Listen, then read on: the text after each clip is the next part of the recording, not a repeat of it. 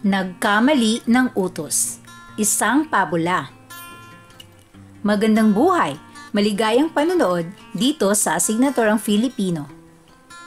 Sa araw na to ay ating alamin ang pangyayari ng isang pabula. At bago natin puntahan ang ating aralin, huwag kalimutan i-subscribe ang ating YouTube channel na Asignaturang Filipino para sa karagdagang kaalaman. Ngayon ay ating tunghayan ang buong pangyayari sa kwentong Nagkamali ng Utos.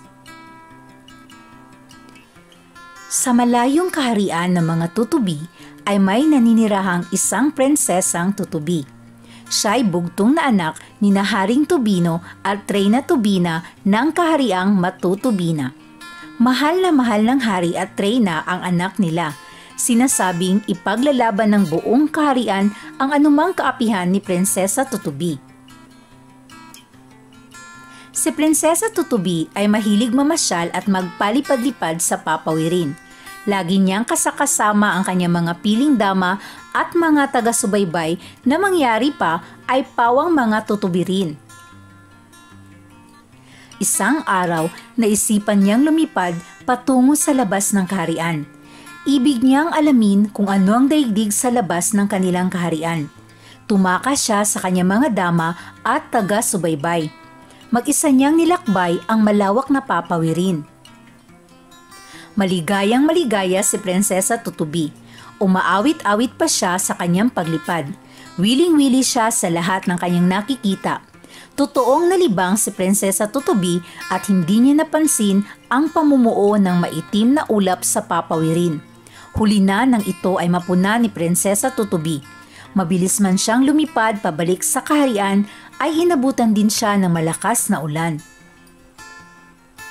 Titigil muna ako sa punong kahoy na ito, ang sabi sa sarili ng prinsesa. Ngunit sa punong kahoy pala namang yun ay maraming mga matsing. Pinaalis nilang pilit ang nakikisilong na tutubi. Bawat dapuang sanga ni Prinsesa Tutubi ay niyuyugyug ng mga matsing. Hindi lamang yun, pinagtawanan pa nila ang prinsesa. Kra, kra, kra, nakakatawa, malaki pa sa kanyang tuhod ang kanyang mga mata. Ang malakas na sabi ng isa, sinundan ito ng malakas na hagikikan ng mga matsing. Sa laki ng galit ni Prinsesa Tutubi, umulan pa ay umalis na siya sa punong kahoy na yun at lumipad pauwi sa palasyo. Tuloy-tuloy siya sa silid ng kanyang amang hari. Kanyang isinumbong kay Haring Tubino ang mga matsing. Laking galit ng hari. Nagpatawag agad ang hari ng isang kawal. Pumunta ka ngayon din sa kaharian ng mga matsing. Ang utos niya sa kawal. Sabihin mong dahil sa ginawa nila sa aking anak na prinsesa, gusto kong hamunin ang kaharian ng mga matsing ng isang labanan.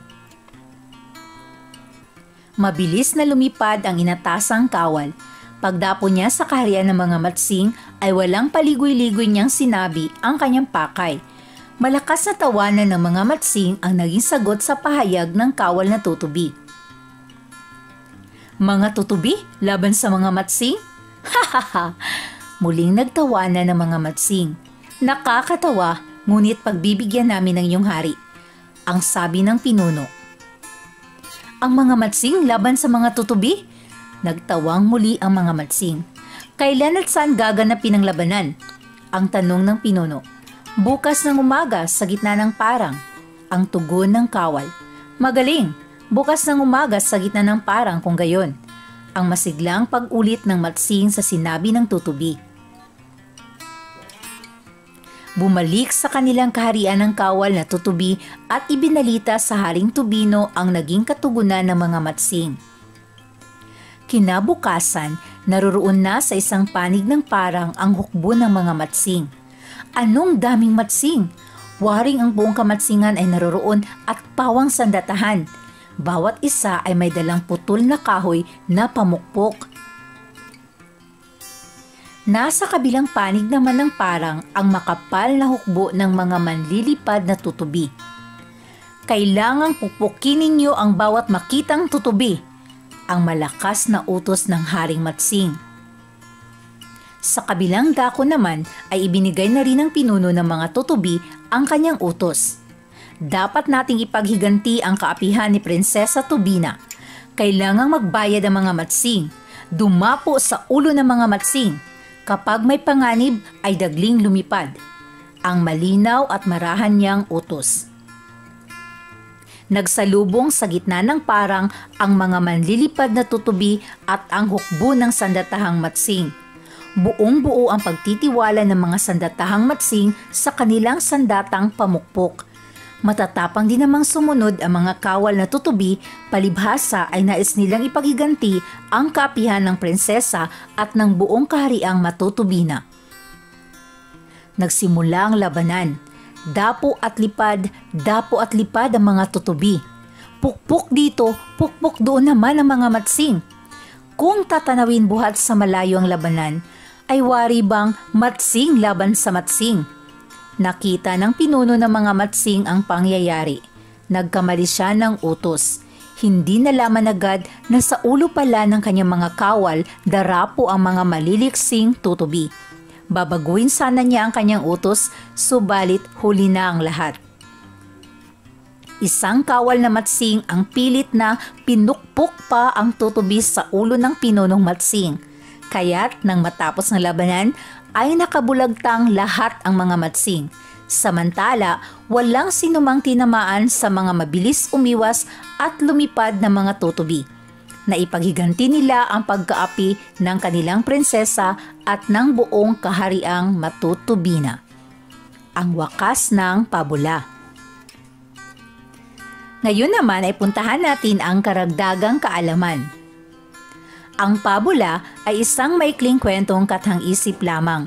Karaniwang isinalaysay sa mga kabataan para aliwin gayon din ang magbigay pangaral. Ang mga tauhan sa kwento ay pawang mga hayop.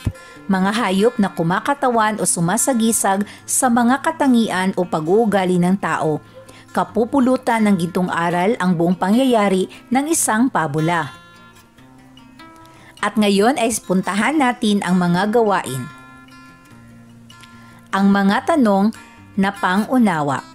Una, paano nagapi ng mga tutubi ang mga matsing sa labanan?